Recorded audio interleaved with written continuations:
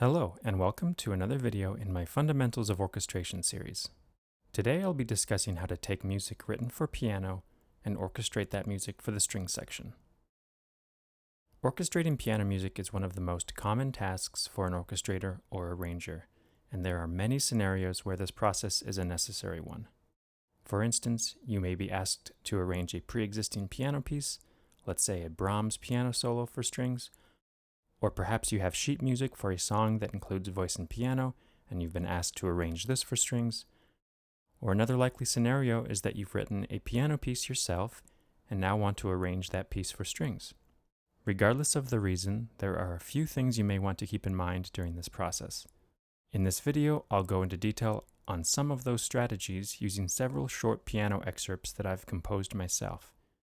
And I'll be primarily using the Berlin Strings Orchestral Sample Library to realize those examples. Let's get started. Before we dive into examples, let's take a look at the differences between the piano and string instruments. The range of the piano is from A0 to C8, although some pianos have a few additional low notes.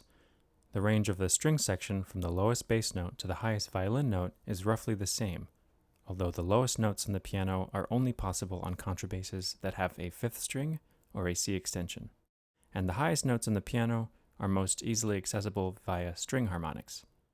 The main difference in register between piano and strings is not in the exact range, but rather the timbral differences at each register. As I mentioned in the last video, the piano has a relatively uniform timbre throughout its range, and it's no more difficult to play the lowest note in tune or with control as it is the highest note. That's not true for the string section. If you've watched my previous videos on the string section, you'll know just how different each register is in each of the four instruments that make up the orchestral string section. It's very important to be aware of these timbral differences when converting, for example, a very high note with a specific dynamic marking and articulation in the piano to a string instrument. Not all piano music easily converts to string music, and in some cases the best option is to shift entire sections of music up or down registrally, or to be creative about bow technique or articulation. In terms of articulation and technique, there are obviously many things possible on piano that aren't possible on strings, and vice versa. Most pianos have one or more pedals, which can change the nature of the sustain or dampening mechanism. I'll focus just on the sustain pedal in this video, as it's the most commonly used. Strings can sustain notes through bowing, and when orchestrating piano music which features the sustain pedal, you'll want to determine how the sustain pedal texture would be best implemented with strings. String players have a lot more control over their sound after starting a note, so things like crescendos and diminuendos can potentially be very different in strings versus piano. Pianists are capable of many types of playing techniques, including legato, staccato, marcato or accented, glissando, tremolo, arpeggios, as well as stylistic techniques for jazz, rock, funk, blues, classical, baroque, and many more. Many of these techniques can be translated directly to strings, but many of them cannot. On the other hand, string instruments are capable of an extremely wide range of articulations and techniques, and as an orchestrator, you want to be able to take advantage of that array of sonic possibilities. In some cases, the goal of the orchestrator is to create as accurate of a transcription as possible, meaning you need to know the composer's intent at all times, and approach the process as if you were that composer, now writing for strings. At other times, you'll have more freedom to explore new sonic possibilities, and to create something entirely new. Let's dive into some examples now. I've composed several short piano pieces, mostly 2 to 4 measures in length, that hopefully demonstrate a wide range of pianistic textures that you may find in many genres of music. I've kept these examples relatively simple and straightforward. Obviously, the piano's capabilities extend far beyond anything you'll see today, but I'll save the extremely virtuosic and complicated piano stuff for another day. The first example is relatively straightforward, but it's a great place to start. This example demonstrates a chorale-like homophonic texture with 4 notes in each chord, with the exception of the last one.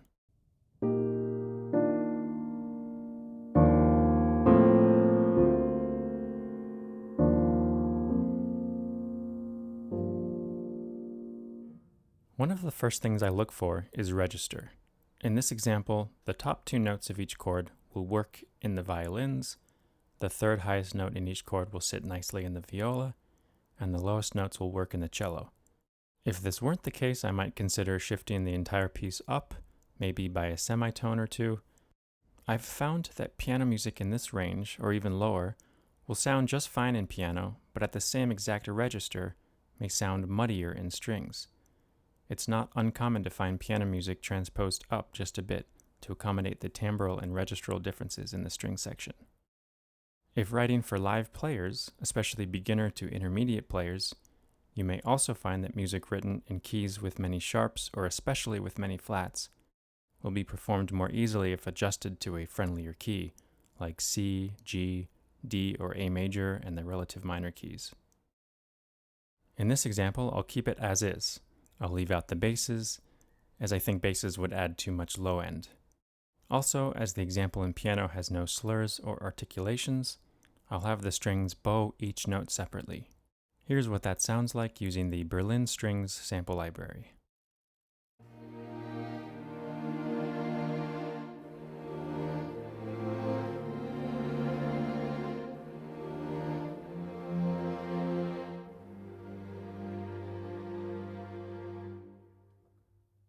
If I want the music to be more connected, I may decide to add slurs to indicate bowing. There are a few options here. A good starting place for determining bowing or slur markings would be to sing the top line to yourself, and wherever you add a breath or wherever you separate the notes, that might be a good place to add a bow change. Here's one possibility, and notice how, with repeated notes within the same instrument and bowing, I've just combined the notes into one.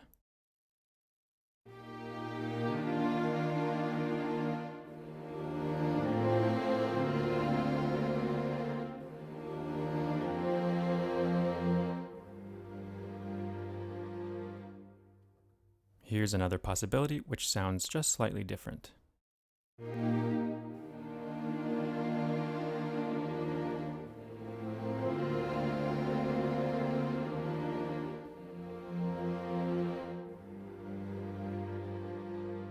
Let's try one more with this example, and to do something very different, you could have the celli in divisi on the top notes, with violas below them, and basses on the bottom notes.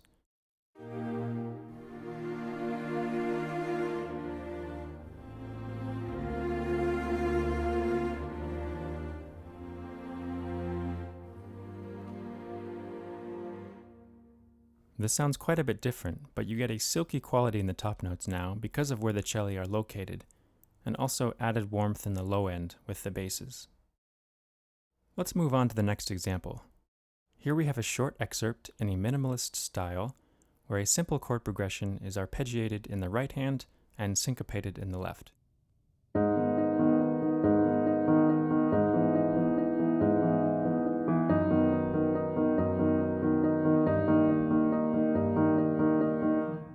Notice the pedal markings, meaning we will likely want to sustain the root note through the measure. This arpeggiated right hand is very doable on strings, so I'll give that to the second violins. The syncopated middle voice in the left hand on the piano can be given to the violas. I could choose to just have long sustained notes instead of syncopated quarters and eighths, or just choose to copy the rhythms exactly. I can either have each note be alternating down and up bows, or make them slurred portados, which might be preferable in this instance.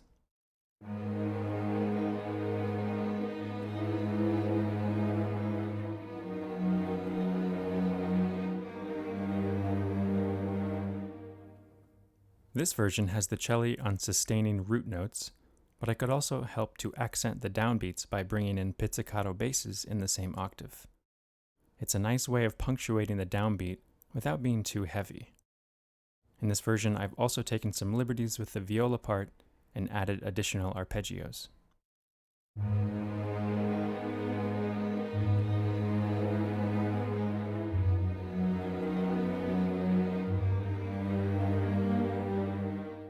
You'll notice I left out the first violins from this excerpt, and that's because my instinct was to hold them back. If I were composing more of this music, I might want to reserve the firsts for a lyrical part in the upper register. That could sound something like this.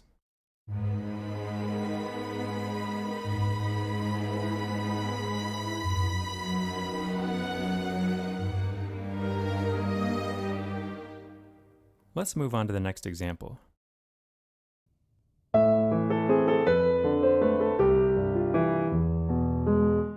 Notice the pedal markings once again, so you'll have to decide how best to split up the left hand.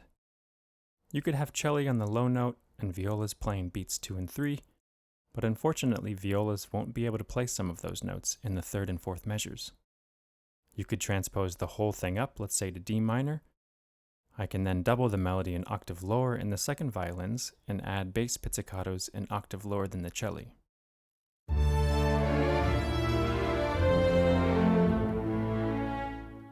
If, however, I need to keep the music in the original key, I could rearrange the viola notes to be within range. I can't double the melody down the octave in the 2nd violins now, so I could either remove them from the texture entirely or add some harmonic support, like in this example.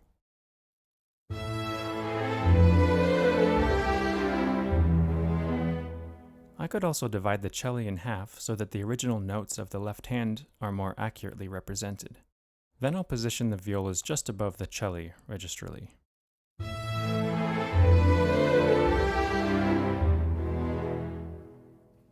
The last version would be to have the divided cello play the entire left hand of the piano figure, with the violas now doubling the 1st violins at the octave.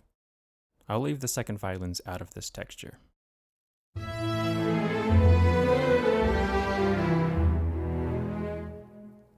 So the next example shows a lyrical melody in octaves mostly above the treble clef staff and a pulsating left-hand triadic texture below that.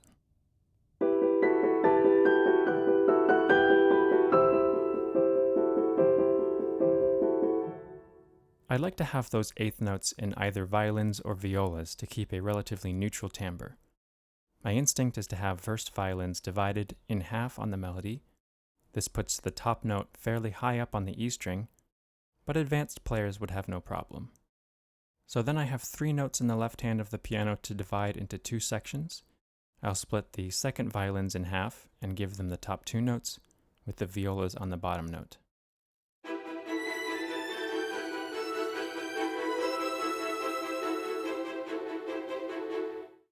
You could also add cello an octave lower on the same melody line as the 1st violins.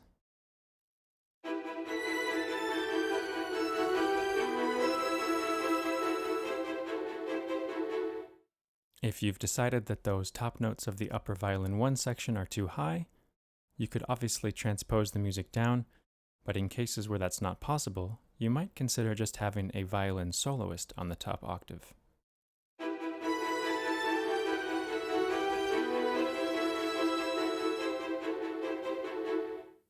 Let's look at a variation on that same music in the piano. Now instead of quarter notes in the right hand, we have an arpeggiated triplet figure that outlines roughly the same melody.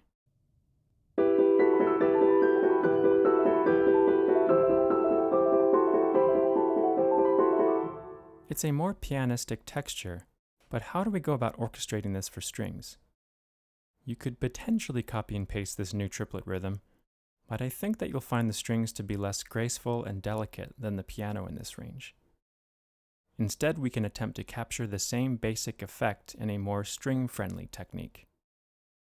You'll hear this referred to as idiomatic writing, in other words, how well something is written for a specific instrument, keeping in mind the limitations and strengths of that particular instrument. So in this case, I might decide that the piano triplets accomplish 3 things. 1, to add motion, 2, to add additional notes in that range, and 3, to add a triplet rhythm to contrast the 8th notes. So let's look at 2 possible solutions. First, you might decide that the triplet rhythm is important enough to keep, so you could simply repeat the melody notes in a triplet pattern. I'll reconfigure the other instruments so that I can have both violin sections on this gesture.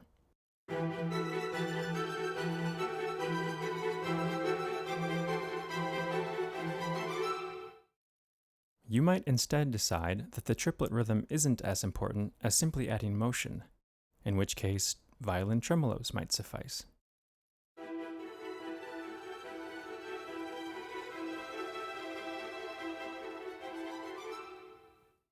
Moving on to the next example, here we have a similar piano texture with a triplet figure in the right hand and a bass progression in octaves below.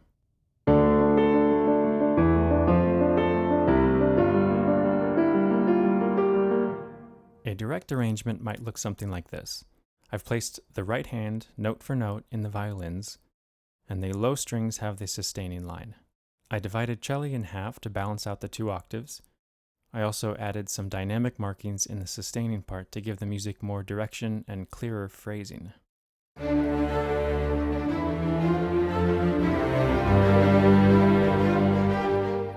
So another possibility would be to extract a lyrical melody from the triplet rhythm figure. You could do this by making the first notes of each set of triplets a quarter note, or you could choose really any of the notes of that set.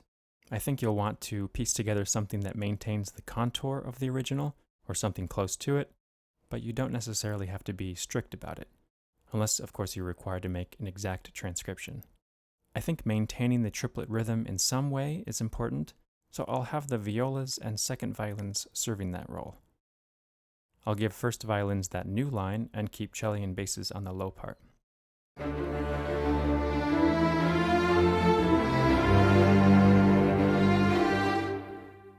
The next example features a staccato eighth note texture in the right hand and a staccato melodic line in the left hand that has quite a large range.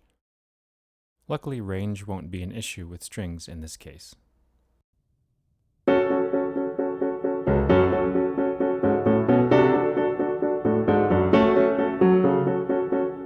The most obvious adaptation for strings to me would be to have the violins and violas split up the right hand and either the cello or basses and cello play the left hand.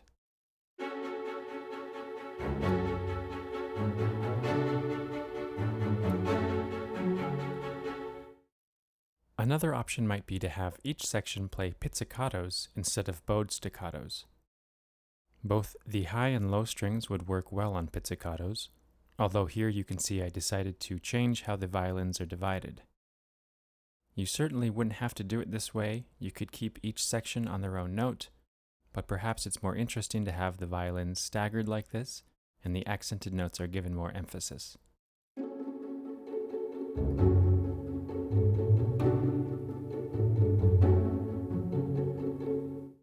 Instead of pizzicatos, you might decide that col legno would work well here. I always hesitate to use col legnos for extended periods of time, as I think the sound can easily be overdone, but depending on the context, it might be a nice option.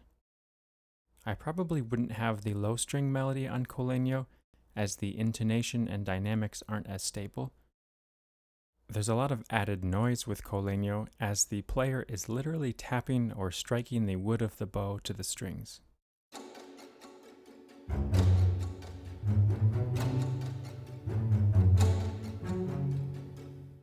The next example features an ascending arpeggiated eighth note right hand and a quarter note pedal sustained left hand, both of which outline the simple ascending chord progression.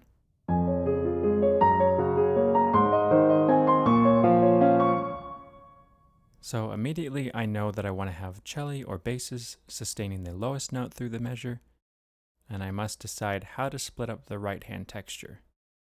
As I demonstrated in a previous example, this might be another texture to extract a melody for the violins. I think the obvious choice would be the first note of each measure, so I'll give that to the firsts, and then have the seconds and violas on an eighth note measured trill that fills out the harmony.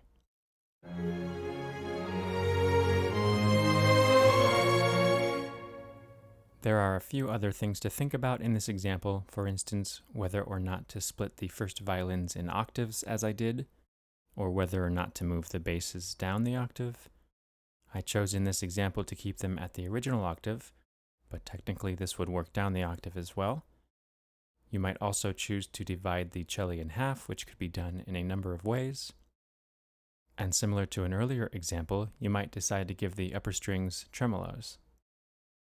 I'll make all the sections play tremolo dotted half notes and keep the interval spacing similar to the piano version. And just for fun, I'll make the strings play with sol tasto bowing.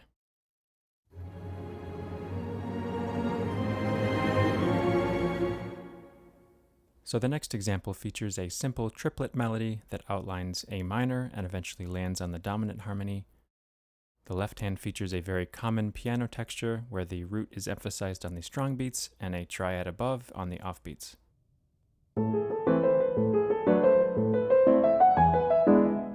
This particular example is tricky because you have staccatos in the left hand and a more connected melody in the right hand. It would be perfect for string pizzicatos playing the left hand material with woodwinds on the melody, but with just strings, we still have some options. First, let's go ahead and commit to pizzicatos for the left hand material, and I'll try a short articulation for the melody in the first violins.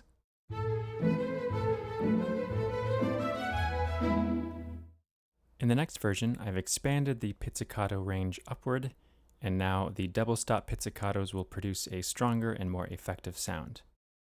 I've also used a more spiccato articulation in the violin melody.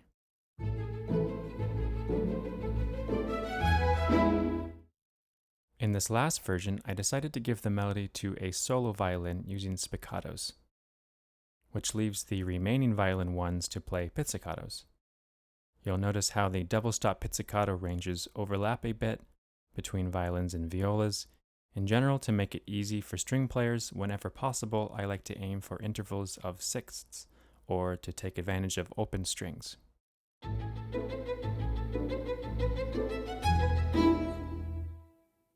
The next example is similar to previous examples with an arpeggiated eighth note harmonic texture underneath a more static lyrical line.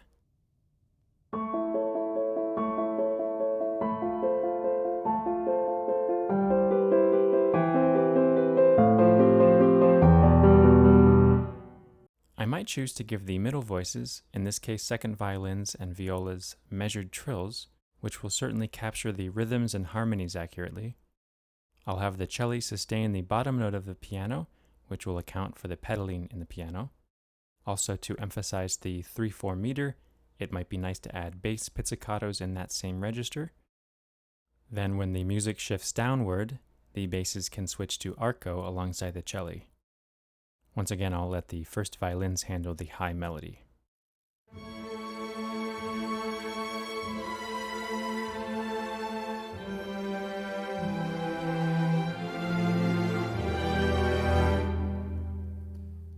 Let's try something different with the middle voices. Instead of measured trills or even tremolo, let's just try regular fingered trills, or sometimes called fingered tremolo. Considering the dynamics here, I think regular trills will sound good. I'll also split the violin ones in half in octaves this time.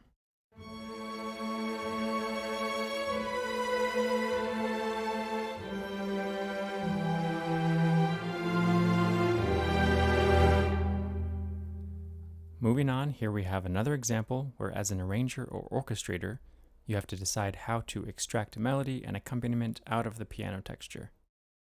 There are two distinct lines here, one in the right hand and one in the left, but you might decide to split these up even further.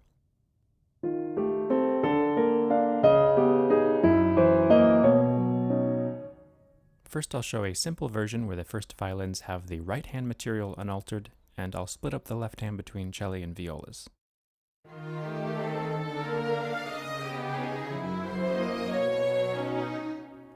Next, I've doubled the melody with the second violins and moved the firsts up the octave. I've also added pizzicato basses, doubling the cello line, and I've also added a downbeat note to the viola part. I did this because you may decide that you want to de-emphasize the waltz-like rhythm in the violas, so by having quarter notes all the way through, the violas have more of a melodic line as opposed to just a background texture. Having the violas on the downbeat also helps support the middle registers now that the violin ones are up the octave.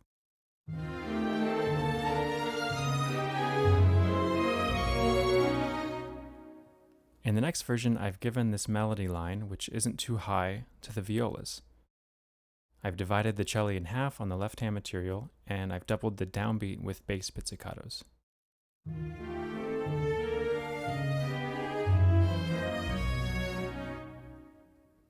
Next up is an example that demonstrates a very common piano texture, especially in older works of the 18th and 19th century.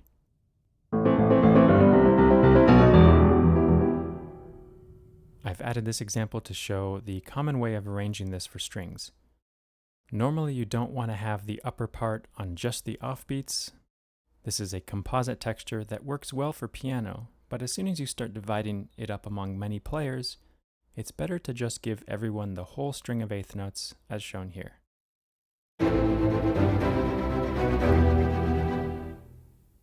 Here's another example with some arpeggios in the right hand and a bass part that extends over a wide range. However, there is no pedaling in this example, so we probably don't want to have low strings sustaining across each measure, as we've done in the past.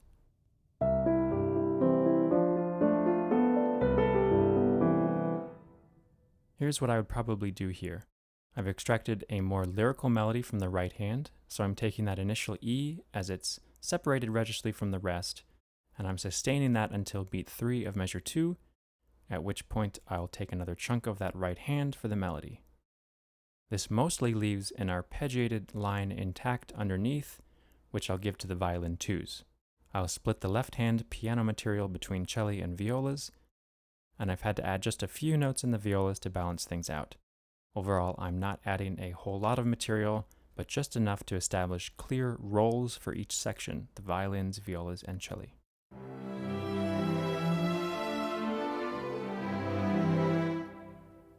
In general, I think orchestral musicians will respond better to the music and maybe even give a more musical performance if their part makes sense to them. If it seems arbitrary or their role in the texture isn't well defined, they may give a less inspired performance or be less prepared. In this version, I decided to only change one thing. I moved the first violins up the octave, and I think I prefer the melody up here. Perhaps having it up the octave makes it more obviously a melody separate from the rest. I also think the timbral differences on the E string work well here.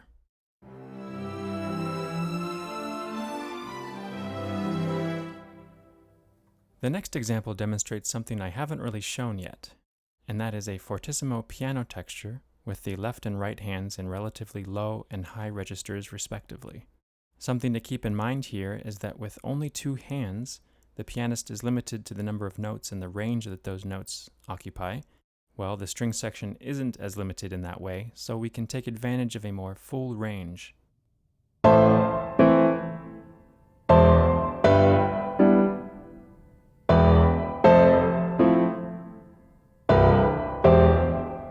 You could have each note be a bowed staccato or marcato, but I chose to have the notes on beat 2 of each measure be contrasting, as when I was playing this in on my piano, I intentionally played these notes with less force.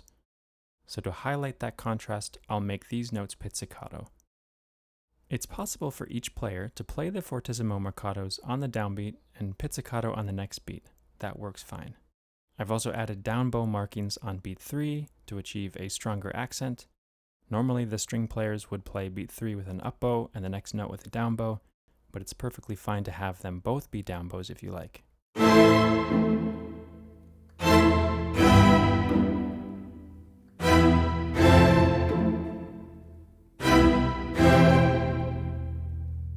There are a bunch of other possibilities for this example, but I'll just include one more. Instead of regular pizzicatos, I'll have them play beat 2 with a Bartok pizzicato, or sometimes referred to as a snap pizzicato. It's a bit more aggressive, so perhaps this fits better in this context, depending on what you're going for, of course.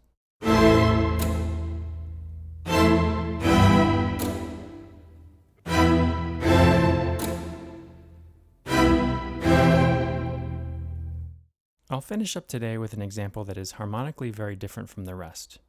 Here we have a rhythmically simple chordal piano texture with 6 unique notes per chord.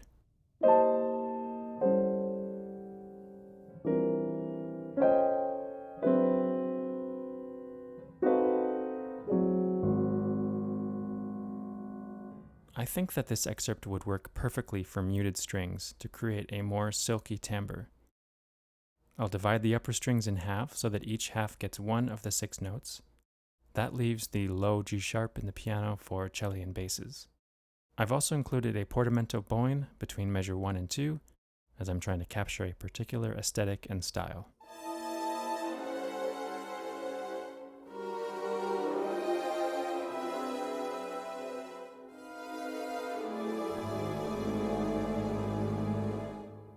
Instead of con sordino, you might try sol tasto here.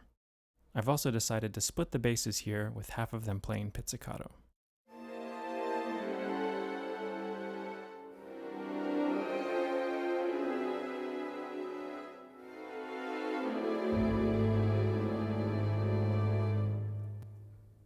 So that should do it for today. I hope you've enjoyed this video, and like and subscribe for more content in the near future.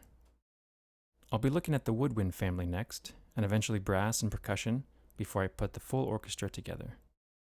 I'm also developing a series on harmony that I'm very excited about, so stay tuned. See you next time.